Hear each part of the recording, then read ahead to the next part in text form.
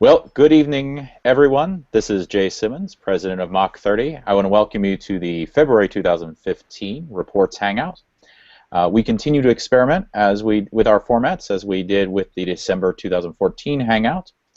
So we're going to have a more sharing-oriented hangout. We're going to talk about the exciting things that have actually happened the last couple of months. We missed January's hangout. Because, well, the New Year snuck up on us right after the holidays. I guess that happens. I am joined this evening by Greg Moran, Mach 30 Vice President, Howdy. And Jeremy Wright, Mach 30 Treasurer.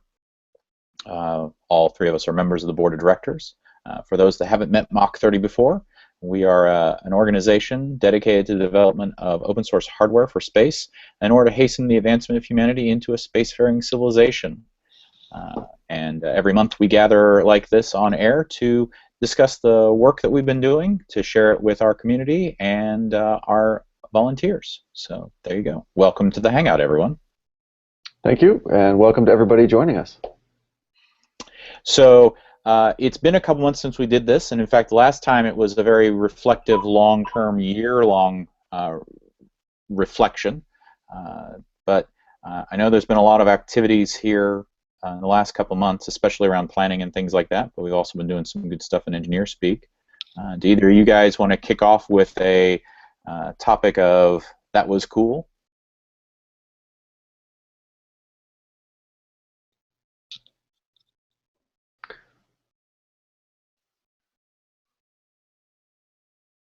Going once, going twice? Yeah, most of my updates are more organizational in nature, so I don't have any cool hardware type projects. Okay, well, I mean, other cool things count as well. Doesn't have to be hardware. I'm actually pretty excited about a software project that I kicked off 2 or 3 engineer speaks ago, which we're calling the Math Toolkit, or Mu Tau Kappa, which is no, I saw that on ODE.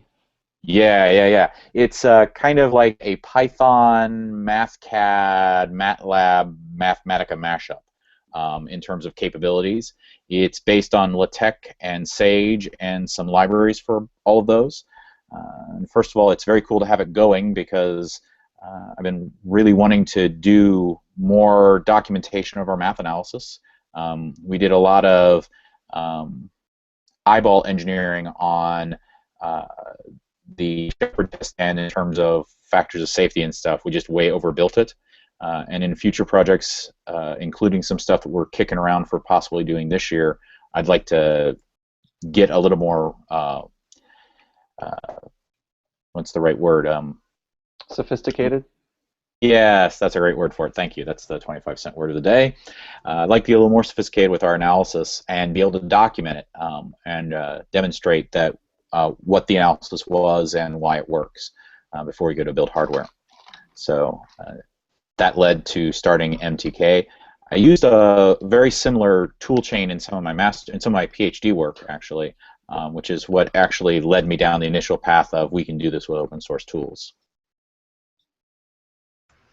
And I think the way you started out, that will dovetail nicely with the work we've been doing with CAD Query and CodeCAD later on down the line when we actually get to generating output files that we can use for manufacturing. So I think it's really exciting that we could have such a complete tool chain and have it be all open source. Yeah, absolutely.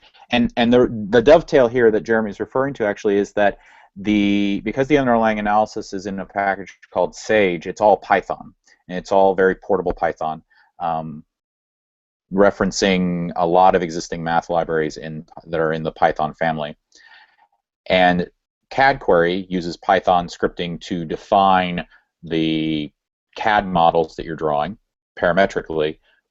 So what we can do is in MTK, we can build an analysis in Python, we can document it and produce a PDF with comments and tests and results to share with other experts, have them review that PDF, and when we get it fully vetted, take the Python libraries that were written to implement the analysis and import them straight into CAD Query so that the parametric CAD models can reference analysis models that have already been documented and vetted. Wow. It The reason I'm chuckling, Jay, is that I'm having flashbacks to channeling Becca right now, and if she were here, she would get mad at us for diving too far into the engineer speak and not as much. I hear you. But for those that are watching that dig the tools, the exciting thing here is that the same analysis that we do for design goes straight into manufacturing documentation. It's all documented and almost self-documented by our processes, which makes it much easier to maintain openness. One of the things that was very, very obvious from the doc jam was if we don't have the right tools and the right processes to support design, well, you know this from grad school, right, and even undergrad, right, Greg? Absolutely. If you have to go back, I mean, and it's in our ground rules, right? If you have to document at the very end and you do it all at the very end, it never is complete. But if you can do it before, during, and touch it up after, bingo, it gets documented. That philosophy is a new and different way of doing things from the way most technical, educational, academic institutions teach it. So, amen. We're outside of the box here, and hopefully bringing other people with us. Yeah, absolutely. And I think from a high level, we talk about Mach 30 being a distributed organization where, you know, we've got people all over the country working together, and we've got people with different specialties, and you know, they're in different disciplines. And if we can adapt our tools to work the same way that we are structured and that we work, I think that really helps us out. And I think that MTK and like CodeCAD and the way they're set up can do that, or can help do that for us. Yep, that would be cool. I think actually the most exciting thing that happened with MTK and actually happened in the last week or so was I've been talking to some of my other technical friends, folks that are still in the PhD program over at AFIT, and Matt Mayer, one of our other volunteers, right? And everyone's reaction has been, wow, I've never seen something that does the math part of that so you can share it that way and so well in open source. When can I get my hands on it? I mean, even one guy from the PhD program was like, I'm going to go check it out tonight. And I'm like, we haven't committed anything yet. Stop. It's coming. So that was pretty exciting. Like it's nice to be cross-checked, right? It's one thing to think that's a good idea. It's another to have other people go, oh, wow, when can I get it? Of course, that begs the question in my mind, when can we get other developers to start doing this so that we can go back to our mission work and recruiting. Yeah. Well, and part of getting things committed and getting the initial tool chain put together is an essential element of that.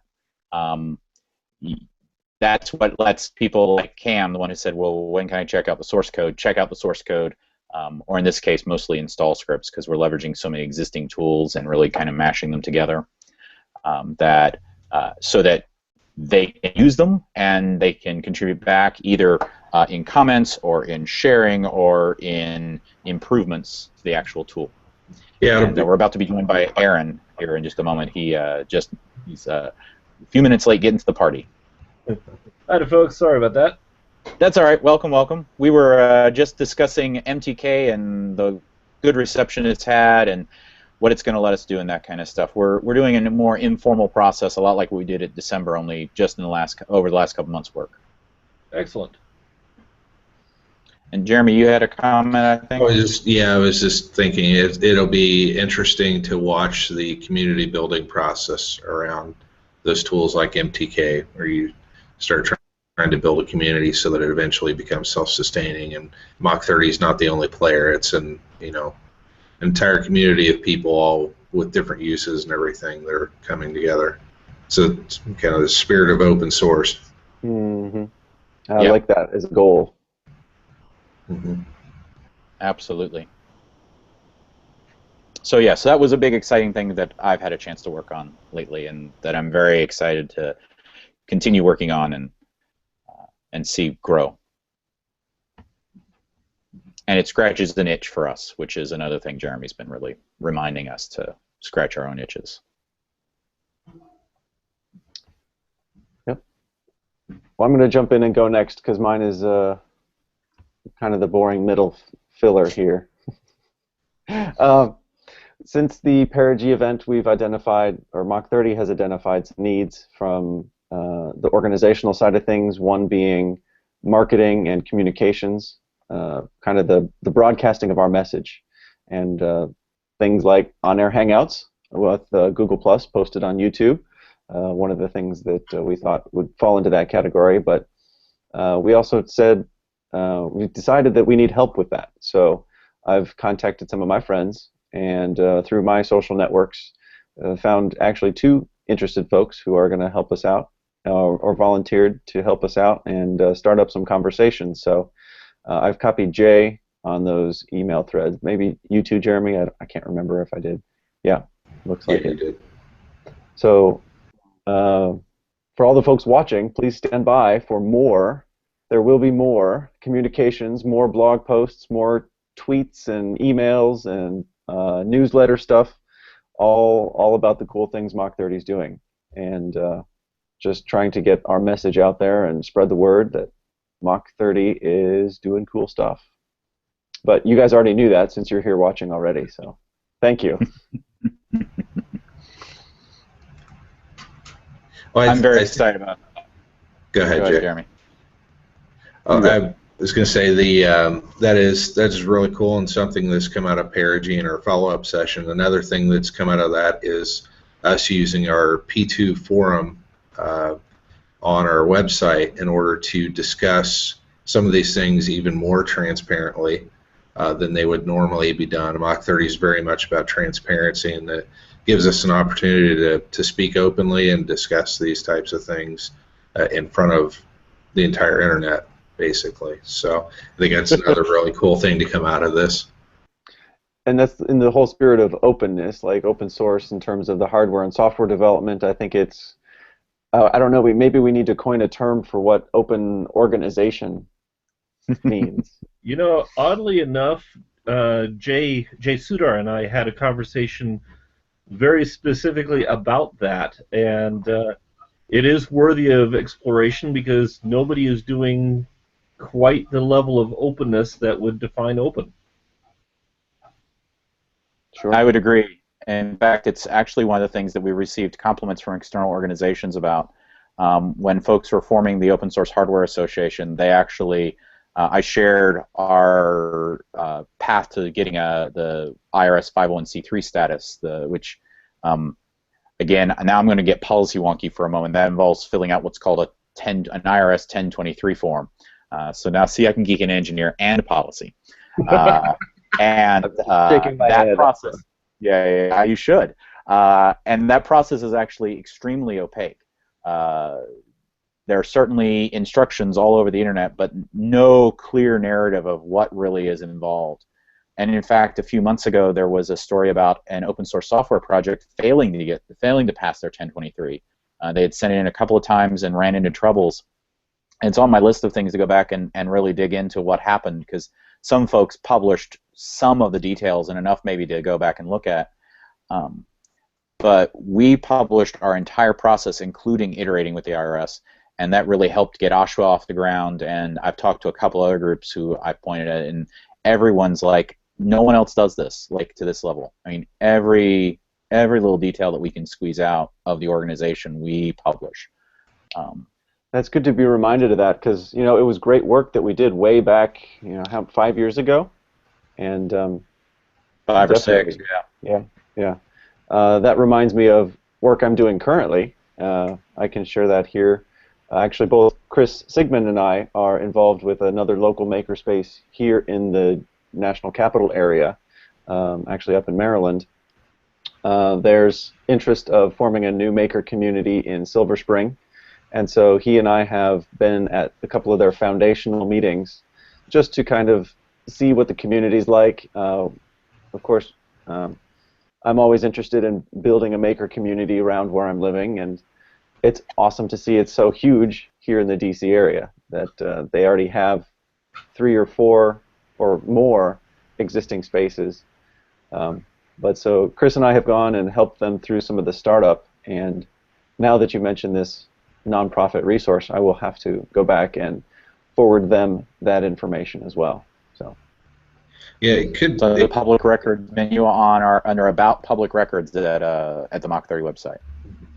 I think being an open hardware-based organization, it'd be easy to get fixated on releasing designs and plans for your hardware, and also the export control work we've done. But I think it is really important to recognize that there are a lot of diverse needs out there, and they're not all hardware related or regulation related, like export controls are. So that's great to hear that is sharing all of that has really helped other organizations.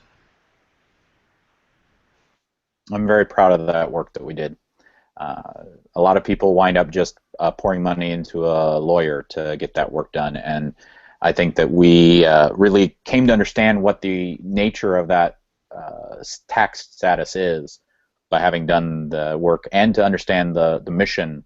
In fact, at Apogee 1, we went back and revisited those foundational documents and said we should be aligning our planning and strategic work more closely with that vision, because it is so well done.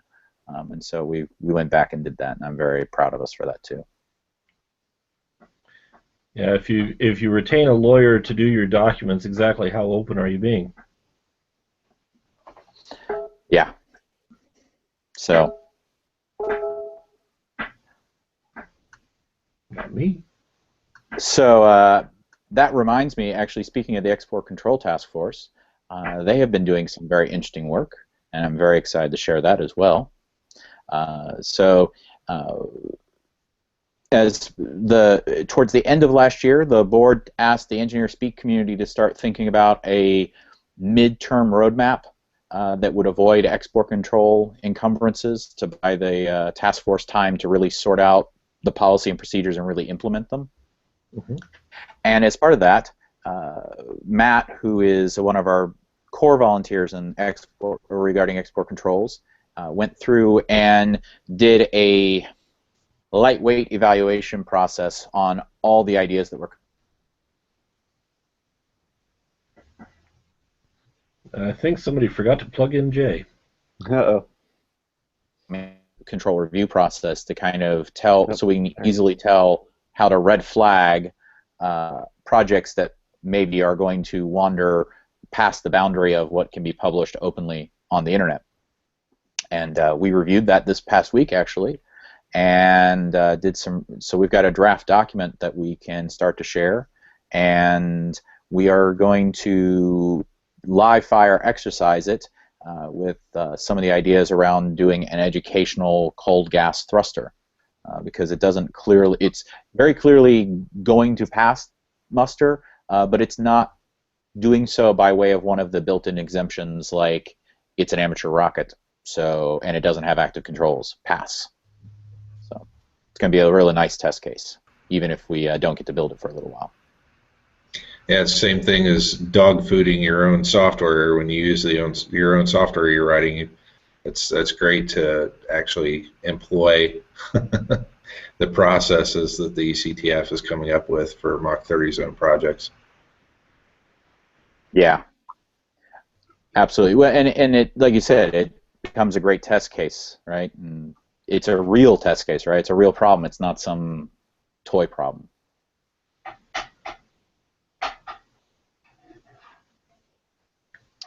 Yep. Yeah, it's definitely a step in the right direction. Now, if we just get the same feedback from the Department of State, we'll be doing good. Yeah. We also recognized that there was some disconnect on that process, and so we're on our side we missed the last step in getting that communication sent out for the next round of feedback, trying to solicit the next round of feedback from them. So the task force is also going to get that going again, and we should get that letter out here hopefully by the next task force meeting.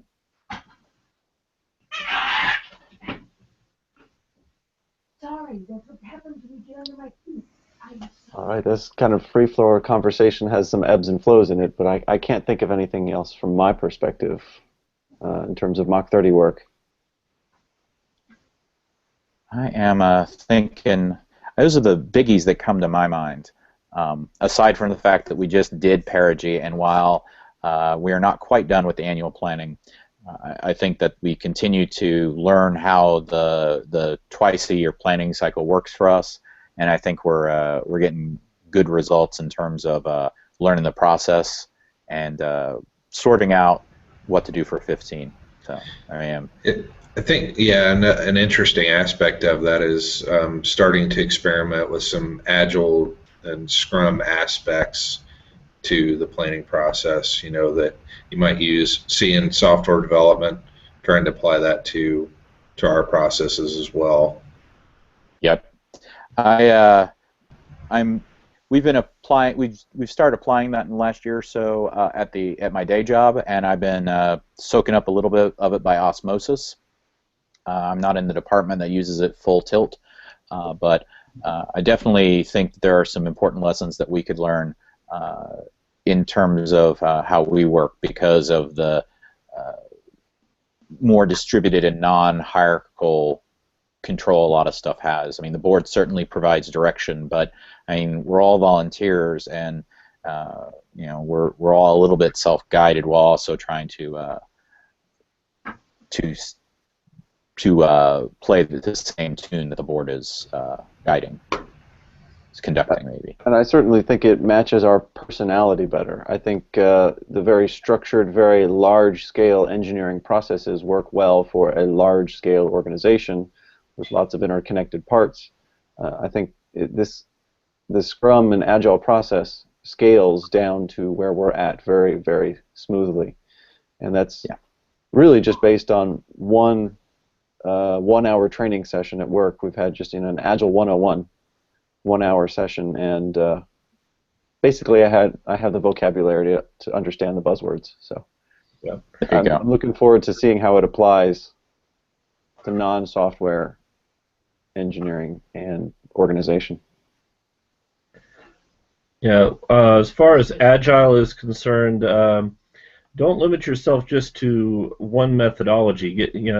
Take a have a look at the panorama. There's other things like Kanban, some extreme stuff. And each has their advantages and disadvantages. Absolutely. Absolutely. Kanban fan. Yeah. We do a little bit of that at the office too. We have a formal Scrum process over at our office, but we do intermix some Kanban, however you say that, into the mix for some of our stuff too. So I can understand that. It seems to have a slightly different flavor, but still, I mean, it's all Agile. Yep. So that's actually one of the things I didn't understand about Agile as a formal philosophy approach, or whatever you want to call it, was that there are these different implementations of the foundational values, and that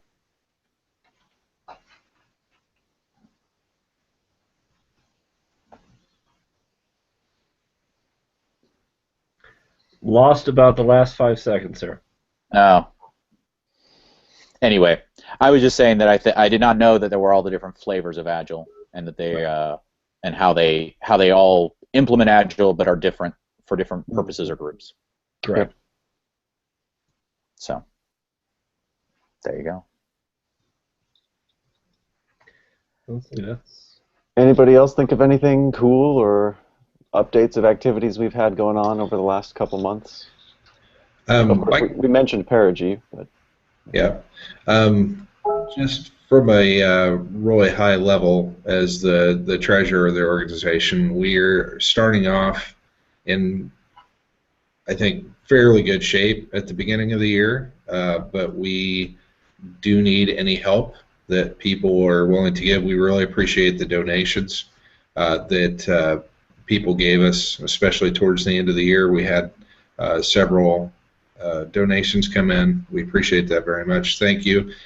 We're always looking for Catalyst Club members and donors to help us get further along with our mission, and so those kinds of donations are always greatly appreciated.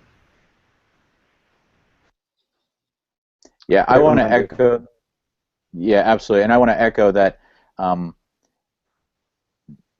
That financial contributions are an essential element of Mach 30's funding mechanisms, especially right now.